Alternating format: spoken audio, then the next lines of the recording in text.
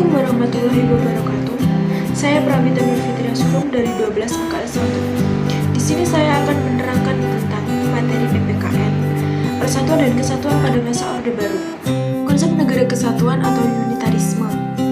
Istilah negara kesatuan seringkali kita dengar karena negara kita adalah Negara Kesatuan Republik Indonesia. Negara kesatuan memiliki dua sistem, sentralisasi dan desentralisasi. Dalam negara kesatuan bersistem sentralisasi, semua hal diatur dan diurus oleh pemerintah pusat. Sedangkan daerah hanya menjalankan perintah-perintah dan peraturan-peraturan dari pemerintah pusat. Desentralisasi adalah penyerahan kekuasaan pemerintah oleh pemerintah pusat kepada daerah otonom berdasarkan asas otonomi. Pengertian ini sesuai dengan Undang-Undang Nomor 23 Tahun 2014. Dengan adanya desentralisasi, maka muncul otonomi bagi suatu pemerintah. Kepemimpinan Presiden Soekarno dengan demokrasi terpimpinnya akhirnya jatuh pada tahun 1966. Jatuhnya Soekarno menandai berakhirnya masa Orde Lama dan digantikan dengan kekuatan baru yang dikenal dengan sebutan Orde Baru dan dipimpin oleh Soeharto. Ia muncul sebagai pemimpin Orde Baru yang siap untuk membangun kembali pemerintah yang berdasarkan Pancasila dan Undang-Undang Dasar 1945 secara murni dan konsekuen. Prioritas utama yang dilakukan oleh pemerintah Orde Baru bertumpu pada pembangunan ekonomi dan stabilitas nasional yang mantap. Ekses dari kebijakan nasional tersebut adalah digunakannya pendekatan keamanan dalam rangka mengamankan pembangunan nasional. Oleh karena itu, jika terdapat pihak-pihak yang dinilai mengganggu stabilitas nasional, aparat keamanan akan menindaknya dengan tegas. Sebab, jika stabilitas keamanan terganggu, maka pembangunan ekonomi akan terganggu.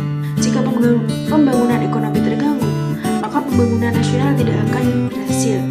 Selama memegang kekuasaan negara, pemerintah Orde Baru tetap menerapkan sistem pemerintah presidensial.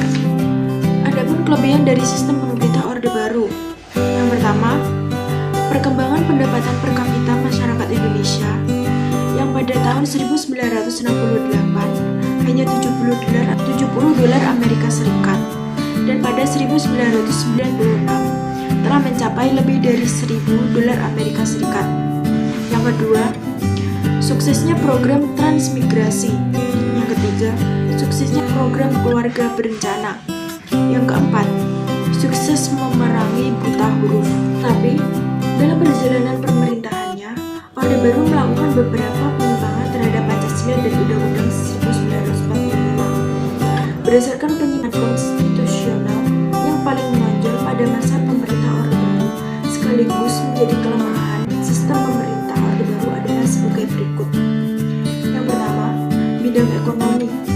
Penyelenggaraan ekonomi tidak didasarkan pada pasal 33 Undang-Undang Dasar 1945. Terjadinya praktik monopoli ekonomi. Pembangunan ekonomi bersifat sentralistik, sehingga terjadi jurang pemisah antara pusat dan daerah. Pembangunan ekonomi dilandasi oleh tekad untuk kepentingan individu. Yang kedua adalah bidang politik. Kebebasan pemerintah di tangan lembaga eksekutif. Presiden sebagai pelaksana undang-undang, kedudukannya lebih dominan dibandingkan dengan lembaga legislatif. Pemerintah bersifat sentralistik, berbagai keputusan disosialisasikan dengan sistem komando. Tidak ada kebebasan untuk mengkritik jalannya pemerintahan. Praktek kolusi, korupsi, dan nepotisme atau KKN biasa terjadi, tentunya merugikan perekonomian negara dan kepercayaan masyarakat. Yang ketiga adalah bidang hukum. Perundang-undangan mempunyai fungsi untuk membatasi kekuasaan presiden kurang memadai, sehingga kesempatan ini memberikan peluang terjadinya praktik KKN dalam pemerintahan. Supremasi hukum tidak dapat ditegakkan karena banyaknya oknum penegak hukum yang cenderung memihak pada orang tertentu sesuai kepentingan. Hukum bersifat kebal terhadap penguasaan dan konglomerat yang dekat dengan penguasa. Segala penyimpangan yang disebutkan di atas mengakibatkan negara Indonesia terjerembab pada suatu keadaan krisis multidimensi. Kondisi yang mencemaskan ini telah membangkitkan gerakan reformasi pengembangan rezim otoriter. Maka pada tanggal 21 Mei 1998, Presiden Soeharto menyatakan diri sebagai gantinya. B.J. Habibie yang ketika itu menjabat sebagai wakil presiden. Dilantik sebagai Presiden Republik Indonesia yang ketiga, masa jabatan Presiden B.J. Habibie berakhir setelah pertanggungjawabannya ditolak oleh Sidang Umum MPR pada tanggal 20 Oktober 1999. Sekian penyampaian materi dari saya. Ada kurang lebihnya mohon maaf. Wabillahi taufiq wal hidayah. Wassalamualaikum warahmatullahi wabarakatuh.